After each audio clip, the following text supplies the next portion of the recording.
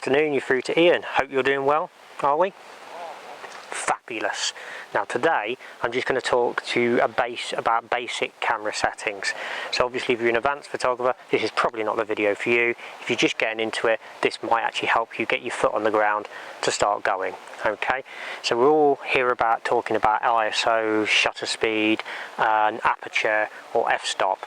Now what does that really mean for the average person? Well, your shutter speed, the higher that number is, the easier it is to freeze things in motion, like sports cars, horses running, kids running, whatever it may be.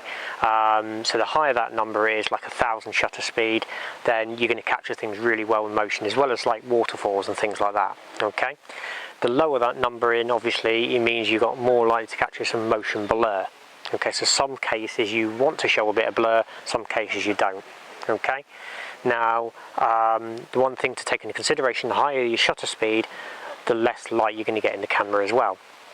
Okay, so what you need to do is combine that with your ISO or aperture. Now your aperture is your f-stop. Sometimes it's known as f-stop, sometimes it's known as aperture. But effectively, the lower that number is, say like a 1.4, 1.8, you'll get more of the background out of focus and more light into the camera. If you've got a higher number, it means you're keeping more things in the shot, in the frame, in focus. So your background won't be as blurry, for example. Okay, but you will let less light into the camera as well.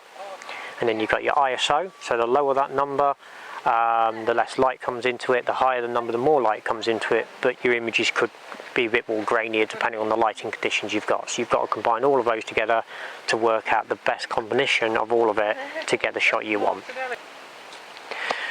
Hopefully that's helped you touch in on your basics. There are some other basics you need to know, things like white balance, your focus points. There are several focus points that you can have, from continuous focus, single point focus, etc. That's of course for another video. Okay, hopefully this has helped you get on the ground and get started. All I advise you is go out there, practice all of those settings, combining to see what sort of effects you get, and keep practicing.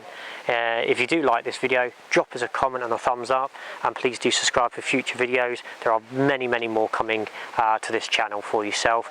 There are some other ones that I've done in the past as well that are very useful to learn things like astrophotography, star trails, waterfall photography, horse photography, etc. Okay, but until then, click that subscribe button and we'll see you on the next video.